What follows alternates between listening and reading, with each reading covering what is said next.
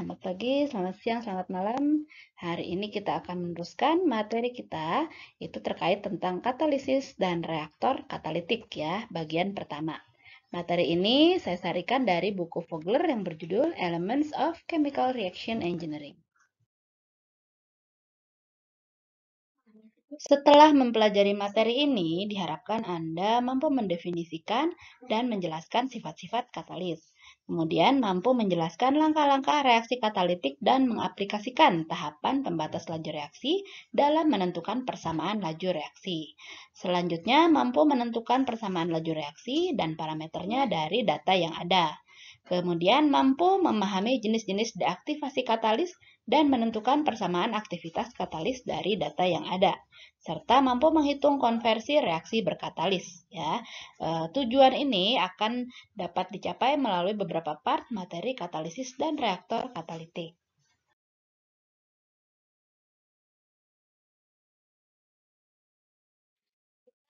Masuk ke materi yang pertama, yaitu pengenalan katalis.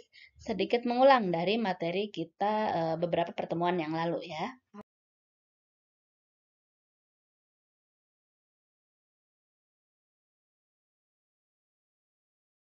Anda mungkin sering mendengar istilah katalis ya, kemudian definisi ini juga sudah disampaikan dalam beberapa materi reaksi kimia. Ya, definisinya katalis adalah senyawa yang dapat mempengaruhi laju reaksi, namun tidak ikut bereaksi. Di sini kata kuncinya adalah mempengaruhi. Jadi sebenarnya katalis itu tidak hanya mempercepat laju reaksi, bisa juga malah menghambat laju reaksi. Ya. Nah, bagaimana katalis dapat mempengaruhi laju reaksi? Itu karena katalis memberikan mekanisme reaksi yang berbeda. Jadi ada jalurnya, misalkan jalurnya pakai A, ketika kita memakai katalis, jalurnya akan menjadi jalur yang berbeda ya, yaitu jalur baru, misalkan jalur B. Nah, katalis dapat mempercepat tumbukan antar molekul serta menghasilkan energi akibat tumbukan tersebut. Sehingga energi yang dibutuhkan untuk berjalannya reaksi menjadi lebih rendah.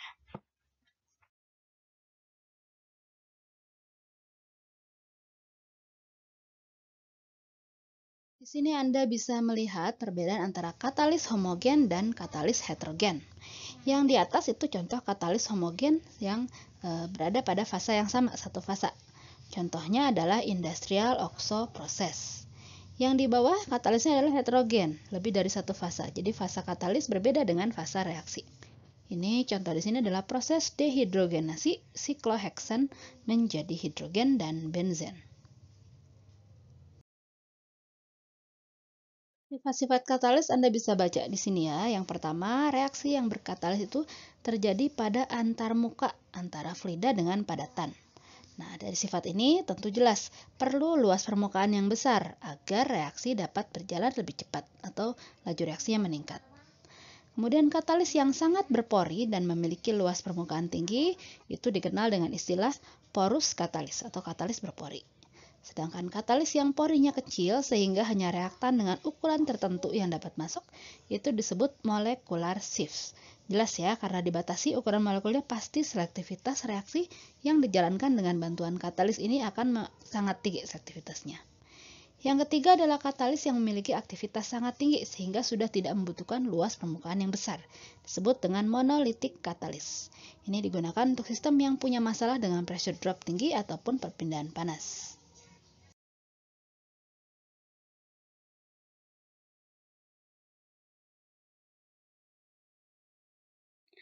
Apabila katalisnya merupakan material yang sangat halus atau mungkin strukturnya kurang baik ya, tidak tahan terhadap tekanan, maka katalis tersebut umumnya disebarkan atau didistribusikan pada material logam yang sifatnya kurang aktif tapi strukturnya lebih baik ya. Nah, jenis katalis seperti ini berarti disebut katalis berpenyangga atau supported. Penyangganya tadi adalah material logam tersebut. Istilah supported ini untuk membedakan dengan yang tidak berpenyangga atau unsupported. Berikutnya, apabila katalis dipandang kurang aktif, maka bisa juga ditambahkan senyawa lain yang dapat meningkatkan atau mempromot aktivitas katalis. Senyawa tersebut dinamakan promotor. Ya. Nah, Anda bisa lihat di gambar di bawah ini. Sebelah kiri itu contoh yang supported katalis. Sebelah kanan adalah supported katalis yang dilengkapi dengan promotor. Jadi ada supportnya, itu logamnya, Kemudian ada promotornya yang akan menambahkan aktivitas dari katalis platinumnya. Nah, sedangkan senyawa yang bereaksinya adalah hidrogen ya di sini. Sebagian besar katalis tidak dapat mempertahankan tingkat aktivitasnya dalam periode waktu yang terlalu lama. Ya. Seiring waktu, katalis akan mengalami deaktivasi. Ada 3 penyebab utamanya. Yang pertama adalah umur katalisnya, penurunan luas permukaan akibat perubahan struktur katalis, peracunan katalis itu deposisi karbon ataupun material lainnya pada pusat aktif katalis, dan fouling atau coking, deposisi karbon atau material lainnya pada seluruh permukaan katalis. Kita lanjutkan lagi dengan sifat-sifat katalis berikutnya. Reaksi fasa gas berkatalis padat. Nah, supaya reaksinya dapat berjalan, maka reaktan itu harus menempel pada permukaan katalis. Nah, proses penempelan itu dinamakan adsorpsi dan berjalan melalui 2 proses, yaitu adsorpsi fisik dan adsorpsi kimia. Proses adsorpsi fisik ini sangat mirip dengan peristiwa kondensasi. Prosesnya eksotermik dengan panas yang relatif kecil. Kemudian proses adsorpsi kimia atau chemisorption adalah proses adsorpsi yang mempengaruhi laju reaksinya, ya, laju reaksi kimianya. Di sini kita bisa ilustrasikan ya reaksi konversi etilen menjadi etilidin. Jadi etilen menempel di pusat aktif katalis platina. Nah, kemudian hidrogennya terlepas. Hidrogennya sendiri kemudian terlepas terdesorpsi dari pusat aktif. Yang tersisa adalah etilidinnya. Nantinya etilidinnya juga akan lepas dari katalis. Ini bentuk 3 dimensinya. Platinum adalah katalisnya, ini etilennya atau etilidinnya yang masih menempel di permukaan katalis platina.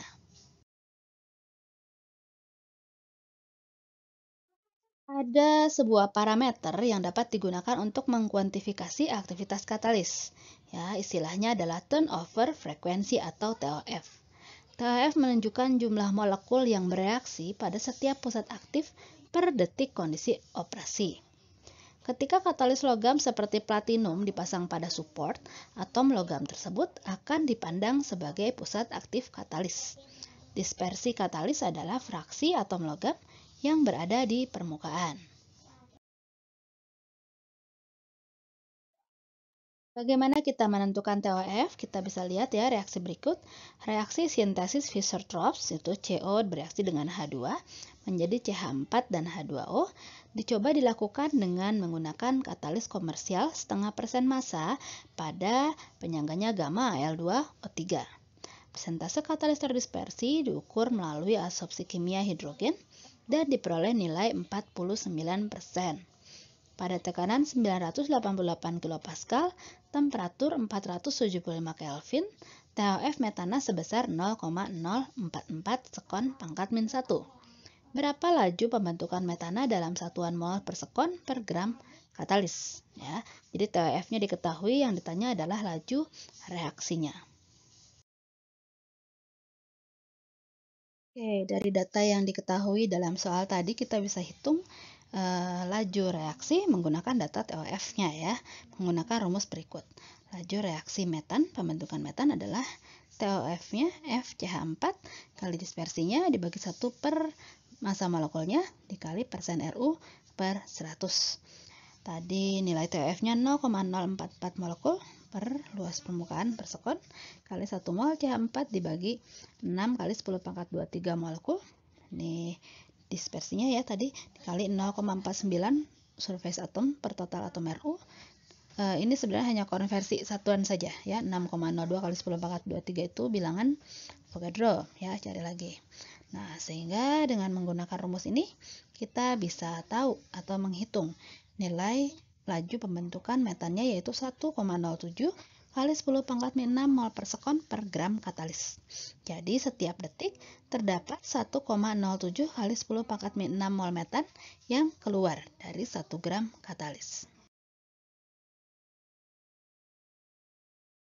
Kita lihat satu persatu ya penyebab deaktivasi katalis ini. Yang pertama adalah sintering atau dikenal juga dengan istilah aging atau penuaan katalis. Itu hilangnya aktivitas katalis karena terekspos pada aliran fasa gas bersuhu tinggi. Ya, jadi terjadi aglomerasi atau penggumpalan kristal-kristal yang ada ataupun bertambahnya logam yang terdeposit pada support. Kita lihat gambar ini ya. Nah, pada logam-logam ini akan terdeposit pada support yang menyebabkan porinya ini menjadi mengecil sehingga reaktan tidak bisa masuk ke dalam pori katalis. Akan terdapat ruang yang tertinggal, jadi tidak dapat menjadi pusat aktif lagi, tidak dapat digunakan untuk reaktan bereaksi, disebut wasted space atau space yang percuma.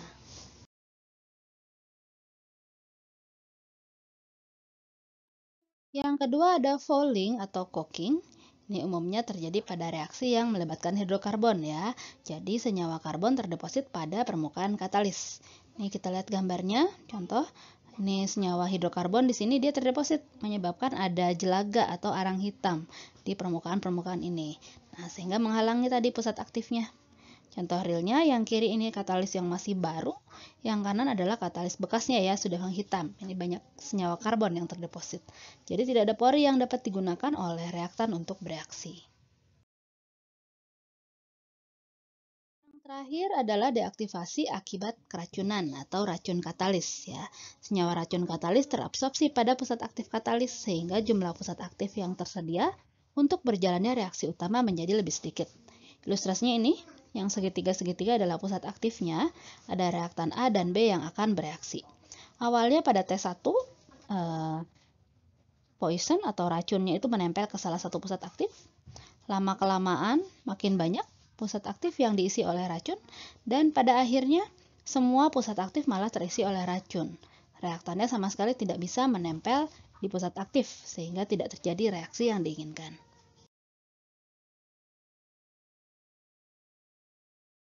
Oke, tadi kita sudah mempelajari jenis-jenis katalis, sifat-sifatnya, sampai ke aktivitas dan deaktivasinya.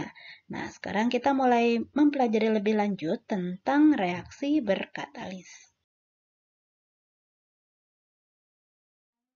Secara umum, reaksi-reaksi berkatalis bisa kita kelompokkan menjadi 6 jenis reaksi berikut ini.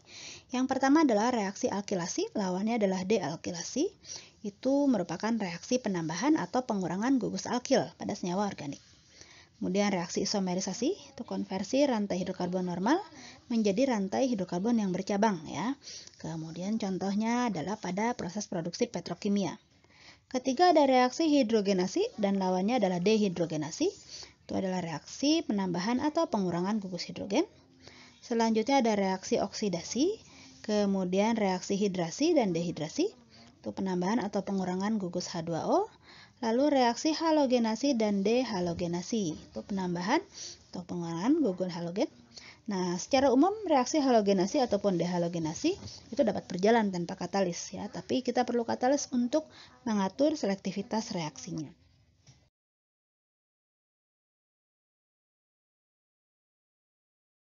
Oke, jadi jenis reaksi tadi klasifikasinya bisa juga disimpulkan atau dirangkum dalam tabel berikut ini yang menghimpun jenis reaksi dan katalis yang umum digunakan untuk berjalannya reaksi tersebut. Anda bisa baca sendiri ya dalam tabel ini.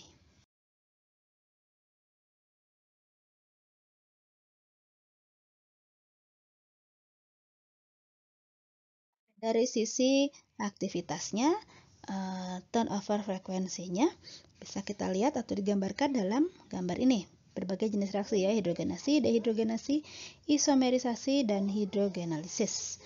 Perhatikan bahwa reaksi hidrogenasi memiliki TOF yang lebih tinggi dibandingkan reaksi isomerisasi atau hidrogenolisis alkana.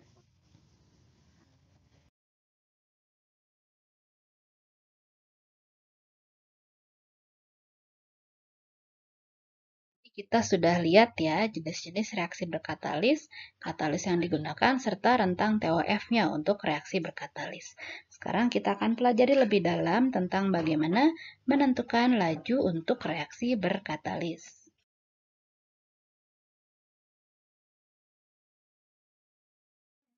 Gambar ini adalah gambar yang paling sering digunakan untuk menggambarkan terjadinya reaksi berkatalis ya. Alurnya ada nomor ini 1 sampai 7.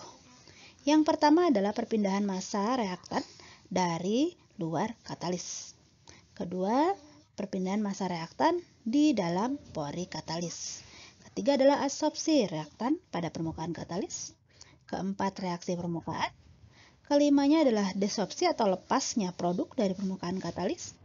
Keenam, perpindahan massa produk dari dalam pori katalis. Dan ketujuh, perpindahan massa produk keluar partikel katalis. Nah, dari 7 tahap ini nantinya ditentukan mana yang paling lambat. Nah, tahap itulah yang akan menentukan laju reaksi.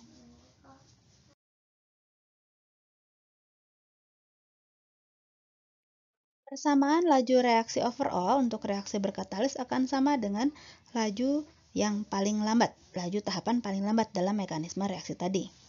Tahap 1, 2, 6, dan 7 dalam gambar itu merupakan tahap yang jauh lebih cepat dibandingkan dengan tahap reaksi. Ya. Jadi tadi perpindahan massa itu lebih cepat daripada laju reaksi. Ketika konsentrasi di pusat aktif sangat berbeda dengan konsentrasi di bulk di luar katalis, maka laju difusi tidak akan mempengaruhi laju reaksi overall. Difusi itu adalah perpindahan massa tadi. Ketika tahap reaksi berjalan jauh lebih cepat dibandingkan dengan tahap difusi, maka laju perpindahan massa atau difusi akan mempengaruhi laju reaksi. Kemudian ketika laju difusi sangat mempengaruhi laju reaksi overall, perubahan laju aliran akan menyebabkan perubahan laju reaksi overall. Pada katalis yang sangat berpori, porus katalis, difusi ke dalam pori katalis akan membatasi laju reaksi, sehingga laju overall tidak akan dipengaruhi oleh kondisi aliran.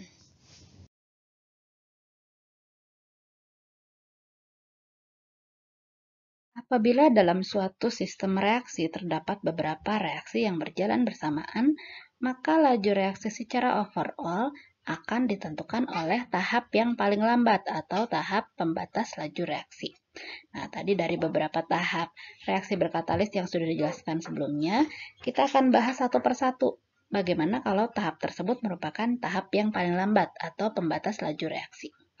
Yang pertama ini adalah tahap 1, yaitu difusi eksternal sebagai pembatas laju reaksi. Ya. Apabila tahap 1 ini merupakan tahap yang paling lambat, maka kita dapat asumsikan bahwa seluruh tahanan perpindahan massa berada di antara bulk fluida dengan permukaan luar katalis. Nah, jadi reaktan A, bisa dilihat di gambar ini ya, reaktan A dengan konsentrasi di bulknya CaB, bulk, harus berpindah melewati tahanan setebal delta. Anggaplah di sini ada tahanan ya, di permukaan katalis ini. Sehingga ketika tiba di permukaan katalis, dia akan memiliki konsentrasi CaS. Ya. Kemudian laju reaksi yang terjadi kita bisa nyatakan sebagai Kc, ini konstanta laju reaksinya, dikalikan delta konsentrasinya, CaB min CaS. Ya. Kc-nya sendiri adalah DAB per delta.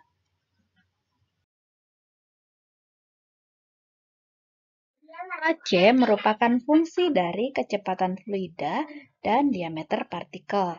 Nah, ketika kecepatan fluida sangat rendah, lapisan yang perlu ditembus oleh fluida cukup tebal, sehingga nilai Kc juga akan rendah. Akibatnya, laju perpindahan massa akan rendah dan menjadi pembatas laju reaksi overall. Nah, ketika reaktannya sudah semakin mendekati permukaan katalis, tahanan perpindahan massanya akan semakin kecil. Akibatnya, laju perpindahan massa itu akan meningkat. Ketika kecepatan fluida semakin besar dan tahanan semakin kecil tebalnya, maka tahap ini tidak akan menjadi pembatas laju reaksi overall. Ditunjukkan dalam gambar di samping ya. Di awal itu difusi eksternal merupakan tahap yang paling lambat. Kemudian sampai titik tertentu, maka tahap eksternal sudah tidak menjadi tahap yang paling lambat lagi. Jadi ketika laju fluida meningkat, atau diameter partikelnya mengecil, maka nilai Kc-nya itu akan meningkat sampai titik tertentu. Itu pada kondisi CaB sama dengan CaS. Hingga akhirnya laju difusi tidak menjadi pembatas laju reaksi.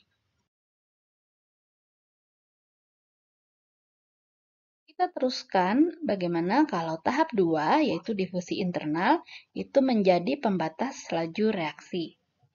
Apabila tahap 2 ini merupakan tahap yang paling lambat, maka dapat diasumsikan bahwa seluruh tahanan perpindahan massa berada di antara permukaan luar katalis dengan bagian dalam katalis. Ya.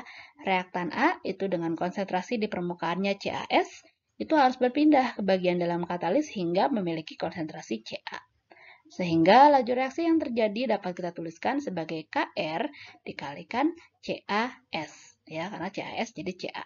Kr ini merupakan fungsi dari diameter partikel reaktan. Apabila ukuran pori cukup besar, maka difusi A ke bagian dalam katalis akan berlangsung cukup cepat. Sebaliknya, apabila porinya kecil, maka difusi A ke bagian dalam katalis akan relatif lambat.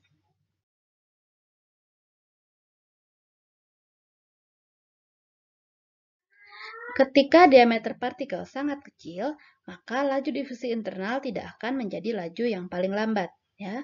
Kondisi ini dijelaskan melalui gambar di samping. Sumbu Y adalah konstanta laju reaksinya, sumbu X adalah diameter partikelnya. Semakin kecil diameter, berarti K-nya makin besar, reaksi di difusi makin cepat. Jadi difusi internal bukan laju yang paling lambat. Jadi laju yang paling lambat adalah reaksi di permukaan. Ya. Ketika diameter partikel makin besar, itu K-nya akan makin kecil. Nah, ini menunjukkan bahwa internal diffusion itu merupakan langkah yang paling lambat. Ya, Kr itu merupakan atau berbanding terbalik dengan diameter partikelnya.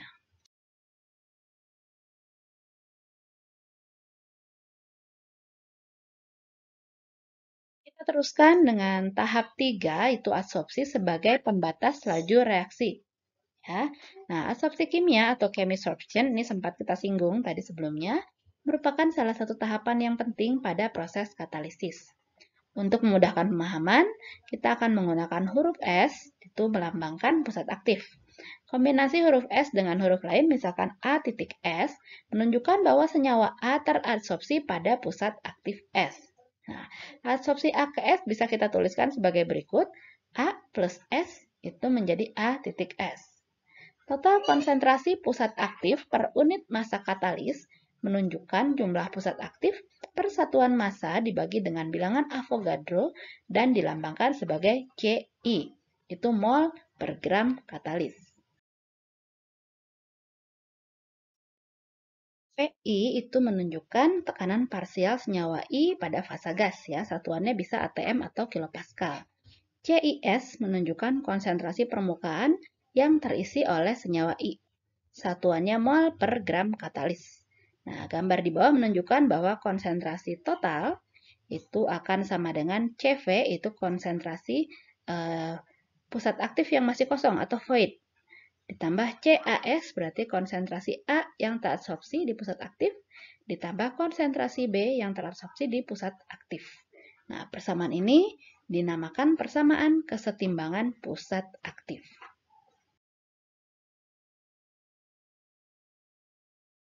Adsorpsi senyawa ke dalam permukaan katalis itu umumnya disampaikan dalam bentuk adsorpsi isotermal atau isothermal adsorption.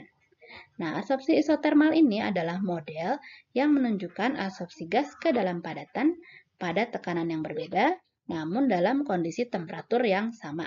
Ya, model ini selanjutnya dibandingkan dengan data hasil eksperimen dalam bentuk kurva.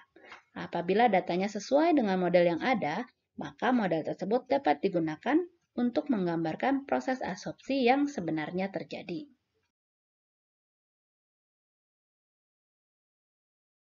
Oke, supaya lebih paham apabila tahap 3 ini merupakan pembatas laju reaksi, kita akan pelajari sedikit studi kasus adsorpsi CO di permukaan logam.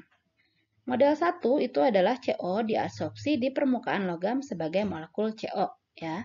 Nah, model ini dikenal dengan istilah molecular adsorption atau non-dissociated adsorption. Jadi CO menempel keduanya pada pusat aktif menjadi COS. Contoh ya, apabila logam yang digunakan adalah Ni, maka persamaan reaksinya seperti ini. CO gas mendekati katalis atau logam Ni. Nah, kemudian CO-nya ini menempel ke logam Ni-nya. Ya, karena yang ada dua tangan itu adalah O, maka dia satu tangannya mengikat C, satu tangannya akan mengikat logam Ni-nya. Dia teradsorpsi di dalam Ni jadinya.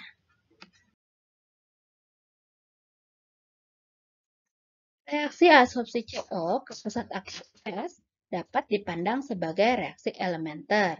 Nah, laju pengikatan molekul CO ke pusat aktif akan sebanding dengan jumlah tumbukan antara molekul tersebut dengan pusat aktif per satuan detik. Laju tumbukan itu juga akan sebanding dengan tekanan parsial dari CO atau PCO ya. Nah, molekul CO ini hanya terabsorpsi pada pusat aktif yang kosong, tidak terabsorpsi pada pusat aktif yang sudah terisi atau mengikat molekul lain. Oleh karena itu, laju pengikatan molekul CO akan sebanding dengan konsentrasi pusat aktif yang masih kosong atau CV. Jadi, laju pengikatan CO bisa kita tuliskan sebagai Ka, itu konstanta laju reaksi adsorpsi, dikali PCO-nya, tekanan parsial CO, dikali CV-nya, konsentrasi pusat aktif yang kosong. Laju pelepasan CO itu sebaliknya, K-nya adalah K-A dikali C, CO titik S ya, karena CO yang berikatan langsung dengan S atau pusat aktif.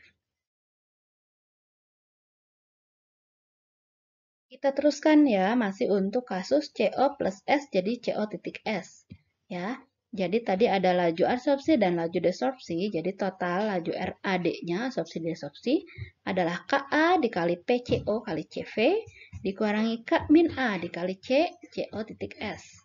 Rasio Ka dengan K-A itu bisa kita lambangkan sebagai K besar A, dan disebut konstanta kesetimbangan adsorpsi. Sehingga persamaan laju adsorpsi dapat ditulis ulang seperti ini. RAD sama dengan Ka dikali PCO kali CV dikurangi CCOS per K besar A.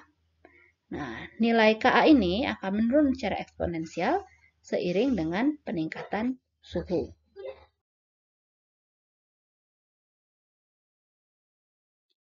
Nah, karena CO merupakan satu-satunya material yang terabsorpsi pada katalis, sehingga persamaan kesetimbangan bisa kita tulis sebagai berikut. Ya, awalnya CT sama dengan CV plus CAS plus CBS. Nah, mungkin CBS-nya ini kosong, tidak ada, hanya satu senyawa CO. Jadi kita bisa tulis CT sama dengan CV ditambah C, COS. Kemudian pada kondisi setimbang, itu laju adsorpsi RAD itu akan sama dengan 0 ya, jadi sudah tidak ada adsorpsi. Jadi pada kondisi setimbang, persamaan laju reaksinya bisa ditulis menjadi seperti ini. CCOS sama dengan Ka kali CV kali PCO. Ya. Sehingga persamaan kesetimbangan pusat aktif yang tadi ini bisa ditulis ulang seperti di bawah ini. CCOS sama dengan Ka CV kali PCO. Sama dengan K besar A dikali PCO dikali CT min CO CCOS. Nah, ini kalau kita susun sehingga bisa kita bentuk seperti ini. CCOS sama dengan K besar A kali PCO kali CT per 1 plus Ka kali PCO. Atau PCO per COS itu sama dengan 1 per KACT plus PCO CT. Jadi kalau kita buat grafik antara PCO per CCOS dengan PCO, itu kita bisa dapatkan grafik dengan kemiringannya 1 per CT, kemudian perpotongan dengan sumbu Y-nya adalah 1 per Ka besar CT. Ya. Nah, model ini dinamakan model adsorpsi isothermal Langmuir. Nanti kalau Anda sudah punya grafik ini, kemudian dicocokkan dengan data yang dimiliki. Kalau ternyata datanya bisa digambarkan sebagai kurva garis lurus seperti ini, maka data tersebut memenuhi model adsorpsi isothermal Langmuir.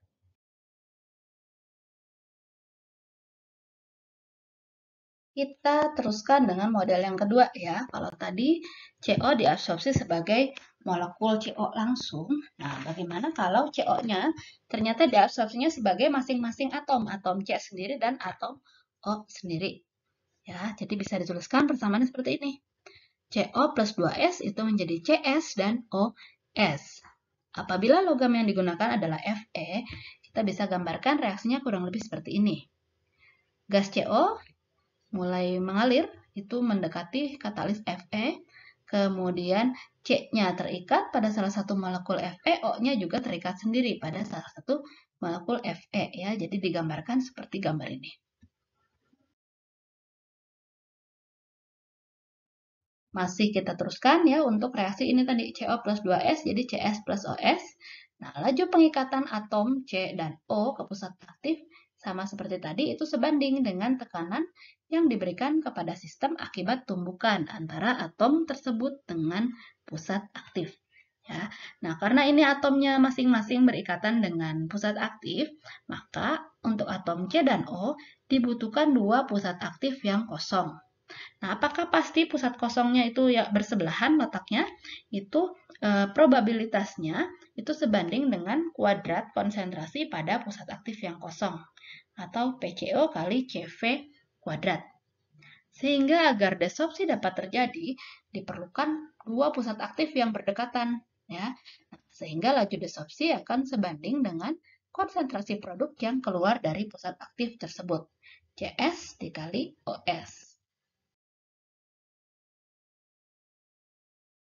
Untuk model ini, kita bisa tuliskan RAD sama dengan KA dikali PCO kali CV kuadrat.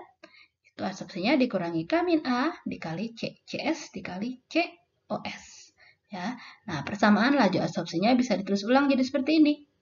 RAD sama dengan KA dikali PCO kali CV kuadrat min CC kali CCS dikali COS per K besar A. Sama seperti tadi, K besar A adalah perbandingan antara KA per K min A.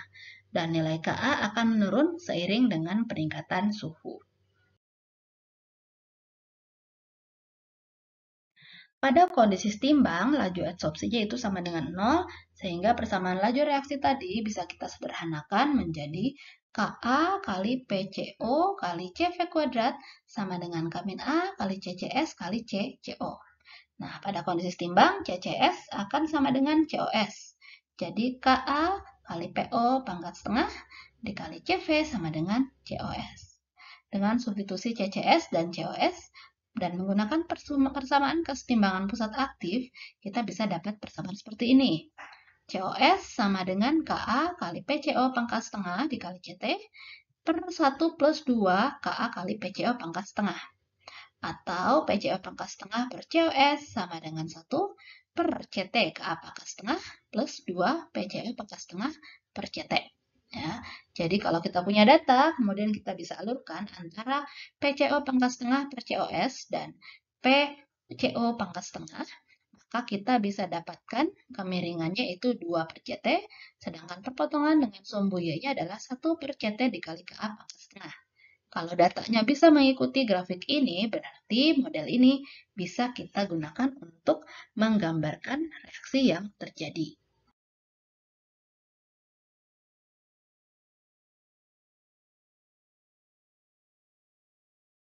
Dan bagaimana kalau tahap 4, yaitu reaksi permukaan, itu merupakan pembatas laju reaksi. Nah, laju absorpsi A ke permukaan padatan bisa kita tuliskan sebagai berikut. A plus S itu menjadi A titik S. Sehingga persamaan laju reaksinya RAD ini seperti tadi itu ya sama dengan KA dikali PACV minus CAS per K besar A. Nah, setelah reaktan diabsorpsi pada permukaan katalis, reaksi dapat berjalan melalui beberapa cara. 3 di antaranya yang akan kita bahas pada slide-slide berikutnya adalah mekanisme single site, mekanisme dual site, dan mekanisme Ehlers-Danlos. Apa itu mekanisme single site? Sesuai dengan namanya, single site berarti satu ya, hanya satu atau salah satu pusat aktif tempat reaktan terabsorpsi yang terlibat dalam reaksi. Perhatikan gambar ini, molekul A menempel di pusat aktif ini dan berubah menjadi B pada pusat aktif yang sama. Ya, jadi hanya ada satu atau single site yang terlibat dalam reaksi. Contohnya, ini adalah N-pentan. Dia menempel pada Al2O3 dan kemudian dia berubah menjadi isopentan masih di pusat aktif Al2O3 yang sama. Ya. Molekul A yang terabsorpsi langsung bereaksi pada pusat aktif tempat molekul tersebut menempel. Karena setiap tahap reaksi merupakan reaksi elementer, maka persamaan laju reaksi permukaannya bisa ditulis seperti ini. RS, reaksi surface, itu sama dengan KS, konstanta laju reaksi surface, dikalikan CAS, A yang di surface, minus CBS per K besar S. K besar S adalah konstanta kesetimbangan reaksi permukaan, itu KS dibagi K min S.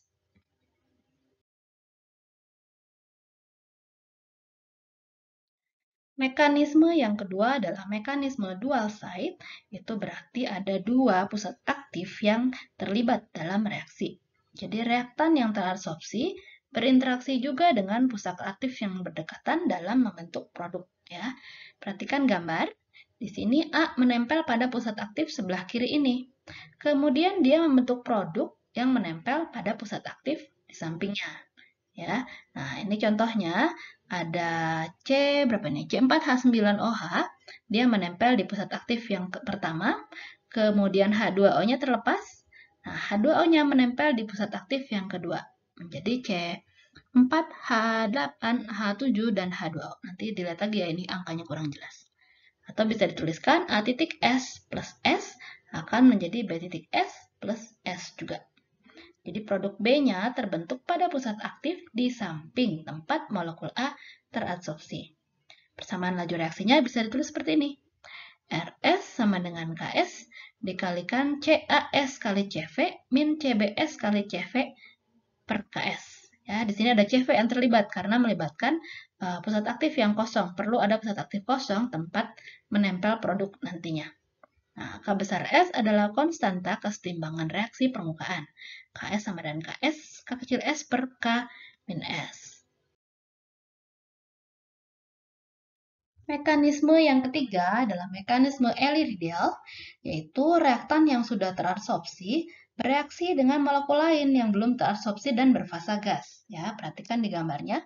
Ini A sudah menempel di pusat aktifnya, kemudian datang reaksi B, kemudian A dan B akan bereaksi membentuk C. Nah, C ini senyawa baru yang menempel di pusat aktif yang sama ya.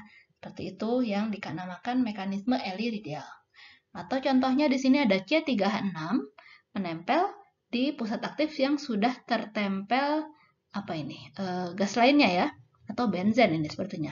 Nah, jadi dia mengikat di salah satu komponen benzen tersebut membentuk membentuk produk baru. A titik S ditambah B yang fasanya gas itu akan membentuk C titik S. Jadi senyawa B bereaksi dengan A yang telah terabsorpsi dan membentuk produk C. Di sini persamaan laju reaksinya bisa dituliskan seperti ini. RS sama dengan KS dikali CAS kali PB, karena ada B yang terlibat baru ya, minus CS per KS. KS seperti tadi adalah konstanta kesetimbangan untuk reaksi permukaan.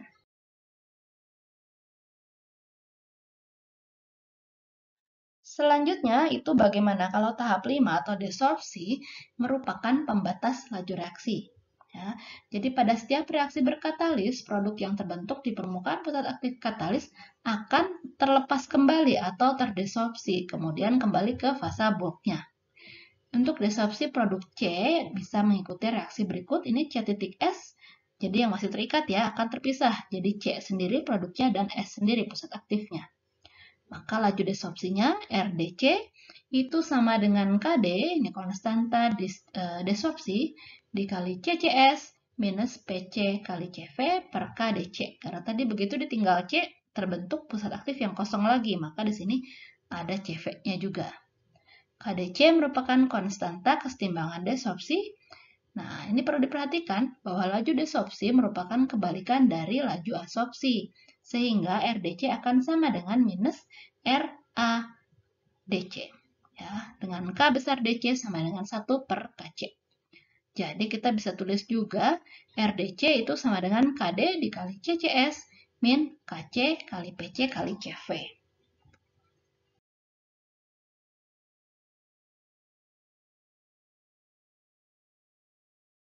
Oke, tadi kita sudah bahas kelima tahap bagaimana kalau mereka merupakan pembatas laju reaksi ya. Tahap ke-6 sama tahap ke-7 hanya merupakan kebalikan dari tahap 1 dan 2, jadi tidak kita bahas detail.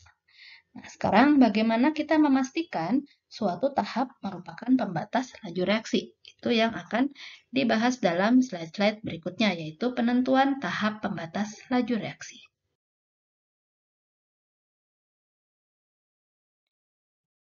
Apabila reaksi heterogen dijalankan pada kondisi steady state, maka laju reaksi adsorpsi, reaksi di permukaan, dan laju reaksi desorpsi semua akan sama ya.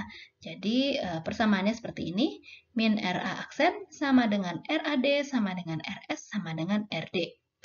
Tapi meskipun demikian akan selalu ada salah satu tahap yang menjadi pembatas laju atau lajunya paling lambat. Jadi kalau steady state semuanya sama, tapi pada kondisi kenyataannya akan ada satu tahap yang lebih lambat dibandingkan tahap-tahap lainnya. Nah, jadi kalau kita ingin laju reaksi overall-nya cepat, maka kita perlu mempercepat si laju yang paling lambat ini. Ini analogi saja ya, apabila dianalogikan seperti arus listrik pada gambar ini, laju reaksi akan dihambat oleh 3 tahap, ada 3 tahanan. Ya. Tahanan AD, adsorpsi, tahanan reaksi permukaan, RS, dan tahanan desorpsi, RD. Jadi arus total yang mengalir itu E per R total. Ya. Nah, arus yang mengalir akan bergantung pada hambatannya, pada R total. Jadi kita perlu tahu R mana yang memberikan hambatan terbesar. Jadi perlu diketahui laju reaksi mana yang menjadi pembatas laju reaksi supaya laju reaksi secara overall itu bisa kita ketahui. Pendekatan yang banyak digunakan untuk menjelaskan mekanisme reaksi berkatalis adalah pendekatan Langmuir-Hinshelwood atau isotermal Langmuir-Hinshelwood. Langkahnya yang pertama kita asumsikan dulu mekanisme reaksi yang terjadi, kemudian menuliskan persamaan laju reaksi, baru terakhir mencocokkan data yang kita miliki dengan persamaan laju reaksi tadi, bikin kurva ya, seperti yang sudah dicontohkan di atas tadi. Dalam hal ini, Anda perlu memahami dalam bagaimana menentukan mekanisme sebuah reaksi. Oke, ini contohnya adalah kasus sintesis amoniak dari hidrogen dan nitrogen. 3H2 plus N2 menjadi 2NH3. Nah, bagaimana mekanisme laju reaksinya? Kita perlu tuliskan seperti ini. Ini adalah asumsi juga ya, apakah betul seperti ini? Belum tentu. Jadi, Anda perlu mencoba membuat tahapan atau mekanisme reaksi seperti ini. Ya. Yang pertama H2. H2-nya dulu nih menempel ke pusat aktif menjadi 2HS. N2-nya juga menempel di pusat aktif, jadi N2S.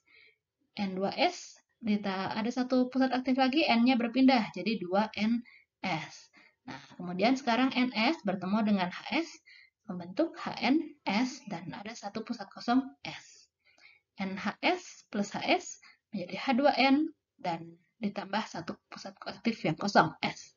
H2NS plus HS jadi NH3S plus S.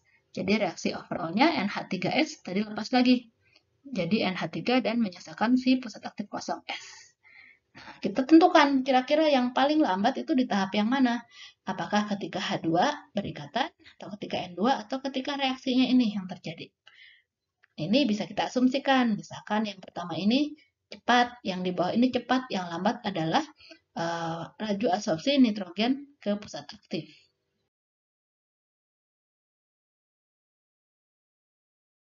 Mungkin tadi masih bingung ya. Nah, kita akan coba contoh kasus berikut untuk memahami bagaimana menentukan laju reaksi, mekanisme reaksi, dan tahap pembatas laju reaksi. Ini kasusnya adalah dekomposisi kumen menjadi benzen dan propilen.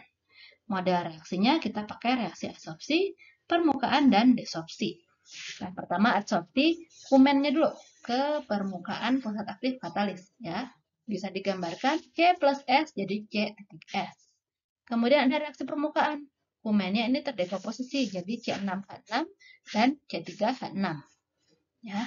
Kemudian C3H6 dan C6H6-nya akan lepas atau terdesorpsi dari permukaan pusat aktif katalis. Model atau mekanisme reaksinya kurang lebih seperti ini. Kita akan tentukan tahap pembatas laju reaksinya. Dalam menuliskan persamaan laju reaksi, perlu diasumsikan bahwa setiap reaksi merupakan reaksi elementer untuk memudahkan kita menuliskan persamaan lajunya. Penggunaan data tekanan atau konsentrasi sebenarnya bergantung pada fasa. Tapi pada penentuan tahap pembatas laju reaksi ini, ada konvensi bahwa ketika reaktan belum menempel atau terabsorpsi, maka persamaan ditulis dalam bentuk tekanan parsial, ya P. Sedangkan apabila reaktan sudah menempel ke permukaan katalis, maka kita nyatakan persamaannya dalam bentuk konsentrasi atau C. Contohnya reaksi adsorpsi kumen ke permukaan, ya C plus S menjadi C titik S.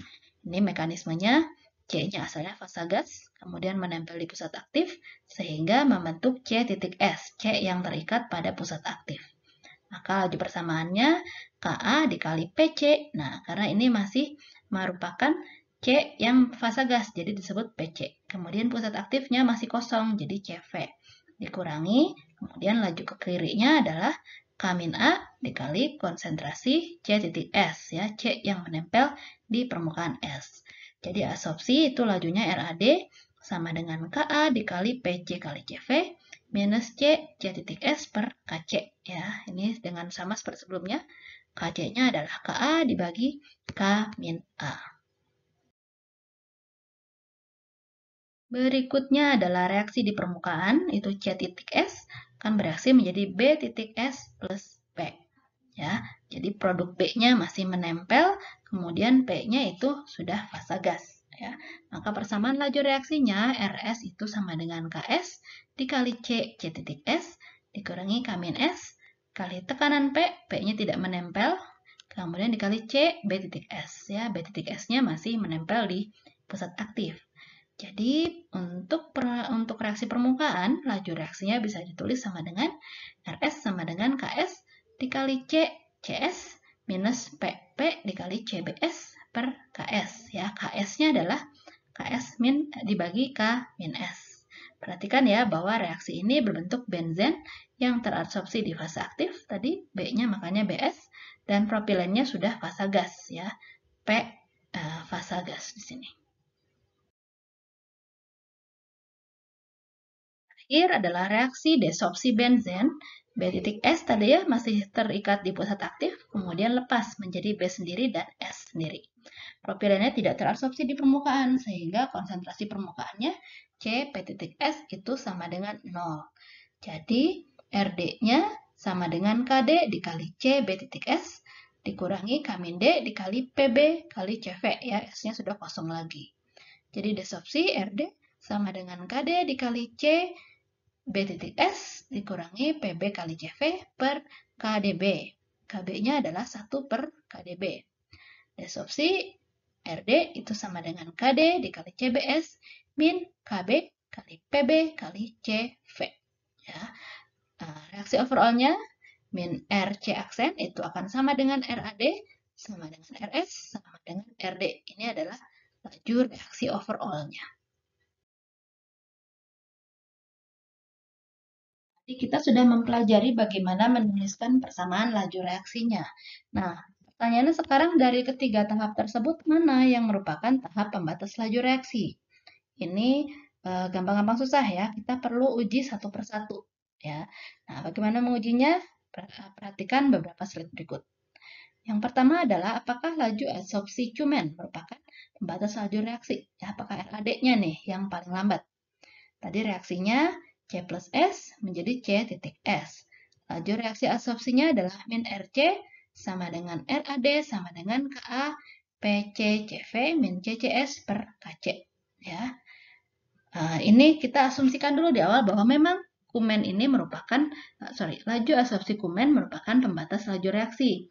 Kita kaji, kemudian nanti kita buat grafiknya, baru kita lihat atau bandingkan dengan data hasil eksperimen. Kalau dia pas, berarti betul laju ini yang merupakan pembatas laju reaksi. Ya. Kembali ke persamaan laju reaksi, nah di sini ada faktor CV sama CCS. Kita tidak bisa langsung mengukur CV dan CCS ya. Oleh karena itu, kedua variabel tersebut perlu disubstitusi terlebih dahulu dengan variabel lain yang lebih mudah diukur. Kita pakai persamaan umumnya, min RC aksen sama dengan RAD sama dengan RS sama dengan RD. Apabila benar laju adsorpsi kumen ini merupakan pembatas laju reaksi, berarti kan RAD-nya yang sangat lambat. RAD ini konstantanya adalah Ka. Nah, kalau dia lambat, berarti Ka-nya itu sangat kecil dibandingkan dengan Ks, reaksi permukaan, dan Kd, reaksi desorpsi. Ya, karena Ka sangat kecil dibandingkan Ks dan Kd, maka rasio Rs per Ks dan Rd per Kd, ini karena K-nya besar, berarti Rs R per K akan sangat kecil, bahkan mendekati 0. Sebaliknya, laju RAD per KA itu akan sangat besar karena KA-nya sangat kecil, maka RAD per KA-nya akan sangat besar.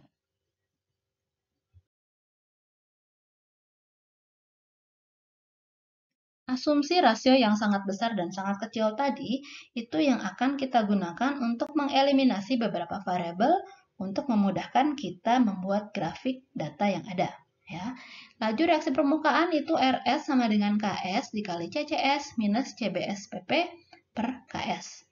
Apabila rasio RS per KS itu sangat kecil, bahkan mendekati 0, maka persamaan ini bisa kita sederhanakan. Ya, RS dan KS-nya bisa kita hilangkan karena dia mendekati 0. Berarti langsung CCS itu sama dengan CBS kali PP per KS. Ya. Ini kita simpan dulu.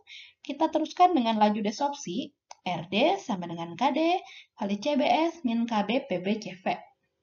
Sama seperti tadi, apabila rasio RD per KD mendekati 0, berarti variabel RD sama KD bisa hilang. Kita bisa buat CBS sama dengan KB kali PB kali CV. Nah, kita gabungkan dua persamaan ini, maka kita temukan bahwa CCS sama dengan KB kali PB kali PP per KS dikali CV. Nah, persamaan CCS di slide sebelumnya bisa kita substitusikan ke persamaan laju absorpsi. Maka persamaannya bisa ditulis seperti ini ya. Ini agak panjang nih, bisa baca sendiri. Berikutnya, kalau RAD sama dengan 0, maka KS kali KC per KB merupakan konstanta kesetimbangan tekanan parsial KP untuk reaksi C menjadi B plus P. Ya, kita tuliskan KS KC per KB sama dengan KP. Nah, nilai KP ini bisa kita cari menggunakan persamaan energi bebas Gibbs. R ln K sama dengan minus delta G. Pernah ketemu persamaan ini ya di mata kuliah termo harusnya.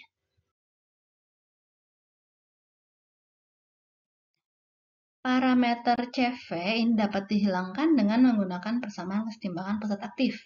Total pusat aktif sama dengan pusat aktif yang kosong plus pusat aktif yang terisi. Ya. Kemudian kumen dan benzen ini terabsorpsi di pusat katalis, maka konsentrasi pusat aktif yang terisi adalah gabungan dari konsentrasi kumen dan konsentrasi benzen. Karena P-nya tadi kan dia tidak berikatan ya dengan pusat aktif. Jadi CT-nya bisa kita tulis sama dengan CV plus CCS plus CBS. Ya, ini kita gabungkan dengan persamaan CCS dan CBS yang tadi. Maka didapat CT sama dengan CV plus KB per KS dikali PBPP CV plus KB PB CV. Maka CV-nya bisa ditulis seperti ini. Sama dengan CT per 1 plus PB PP KB per KS plus KB per PB. Kemudian lajunya seperti ini ya, cukup panjang. Nanti kalian butuh minimal pakai Excel untuk menyelesaikan persamaan-persamaan yang relatif panjang seperti ini.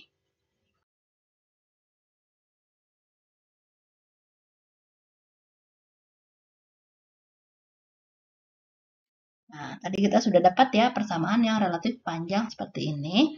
Kemudian kita buat, kalau seperti ini kan datanya terlalu banyak untuk dibuat grafik. Kita buat saja, misalkan persamaannya sebagai fungsi dari tekanan awal cumen atau PCO. Nah, kemudian kondisi awalnya itu kan belum ada produk P ataupun B ya, jadi PP dan PB sama dengan 0. Jadi RCO-nya adalah CT dikali K kali PCO, sama dengan K kali PCO. Nah, kalau seperti ini, kita mudah buat grafik seperti gambar berikut. Ya, sumbu Y-nya adalah laju reaksi RCO, sumbu X-nya adalah tekanan awal PCO.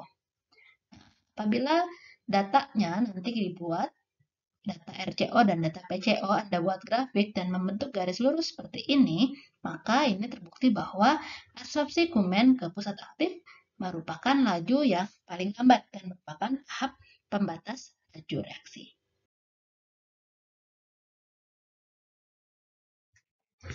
Berikutnya, kita akan menguji apakah laju reaksi permukaan merupakan pembatas laju reaksi. Nah, untuk menjawab pertanyaan tersebut, maka kita akan melakukan langkah yang sama seperti ketika kita memeriksa laju absorpsi kumen. Laju reaksi permukaan kita tuliskan dulu, ini sudah disampaikan dalam slide sebelumnya. RS sama dengan KS kali CCS minus PP CBS per KS. Nah, di sini juga sama, CCS ataupun CBS tidak dapat diukur secara langsung. Jadi kita perlu substitusi variabel tersebut dengan variabel lain yang lebih mudah diukur. Kemudian ada sama juga kalau laju reaksi permukaan pembatas laju reaksi, berarti RS ini akan sangat lambat, KS sangat kecil dibandingkan dengan KA dan KD. Jadi rasio RAD per KA dan RD per KD akan sangat kecil, mendekati 0, sedangkan RS per KS akan sangat besar. Berikutnya kita tulis dulu laju absorpsinya. Kemudian karena rasionya mendekati 0, maka kita bisa hilangkan nih faktor RAD dan KA ya. Sehingga kita dapat CCS sama dengan KC, PC, CV. Untuk disopsi juga sama. RD per KD-nya mendekati 0, jadi faktor RD dan KD bisa hilang. Maka CBS akan sama dengan KB, PB, CV. Gabungkan CCS dan CBS sehingga dalam persamaan RS tadi bisa disederhanakan menjadi seperti persamaan ini. Selanjutnya, CV dapat kita hilangkan atau substitusi menggunakan persamaan berikut ya, persamaan kesetimbangan pusat aktif. Substitusi CBS dan CCS dari slide sebelumnya, maka kita dapat CV sama dengan CT per 1 plus KBPB plus KCPC. Jadi persamaan RC atau RS itu bisa kita tuliskan menjadi seperti ini ya. KS, CT, KC ini bisa kita sederhanakan saja disebut sebuah konstanta sendiri K. Sama seperti tadi, kita tentukan laju reaksi awal ya. Pada kondisi awal, ketika kita hanya punya data PCO saja. Jadi, RCO itu bisa kita tuliskan sebagai K kecil ya, PCO per 1 plus KC PCO. Ketika tekanan parsial awal kumen sangat rendah, maka KC kali PCO itu akan jauh lebih kecil dari 1. Ya. Sehingga faktor ini mendekati 0, jadi laju reaksi awal akan sama dengan K kali PCO atau setimbang ya, sejalan dengan peningkatan tekanan parsial kumen. Sebaliknya kalau tekanan parsial kumen awalnya sangat tinggi, maka KC per PCO itu akan sangat besar. Jadi bagian bawah ini akan sangat besar sehingga lajunya dia akan besar dari 1 ya, satunya bisa kita hilangkan, PCO-nya bisa dicoret. Maka RCO itu akan sebanding dengan K per KC. Ketika sudah punya persamaan-persamaan ini, kita bandingkan dengan data eksperimen. Kalau data eksperimennya sejalan dengan model ini, berarti benar bahwa laju reaksi permukaan merupakan pembatas laju reaksi overall.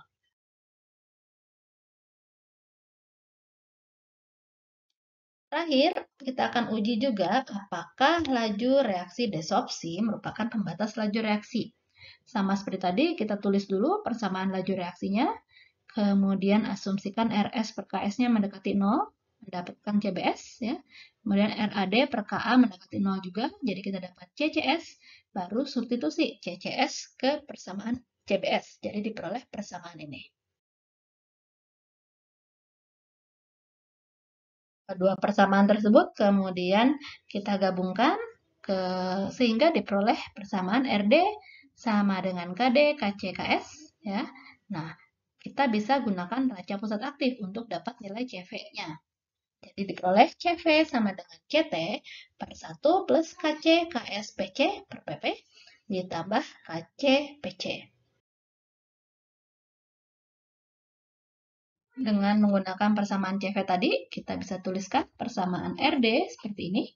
Nah, kemudian untuk memudahkan, kita atur PP dan PB sama dengan 0 ya, persamaan reaksi awal, kemudian PC-nya ada PC 0, maka ada beberapa variabel yang bisa kita coret, sehingga diperoleh bahwa laju reaksi itu akan sama dengan KD dikali CT. Nah, Anda perhatikan ya, di persamaan ini tidak ada faktor PC0. Jadi laju reaksi awal tidak dipengaruhi oleh tekanan parsial CO. Maka kurva laju reaksi awal akan membentuk garis datar sebagai berikut. Anda tinggal memeriksa kesesuaian data reaksi dengan model ini. Oke, kita sudah selesai mempelajari materi katalisis dan reaktor katalitik bagian 1. Nanti mudah-mudahan sudah bisa dipahami semuanya. Kalau ada yang belum dipahami, nanti bisa ditanyakan. Nanti kita bisa berpindah ke bagian 2, yaitu tentang bagaimana menggunakan data kemudian mencocokkan dengan laju reaksi dan nantinya masuk ke perancangan reaktor katalitiknya. Untuk kuliah hari ini saya tutup dulu. Terima kasih. Assalamualaikum warahmatullahi wabarakatuh.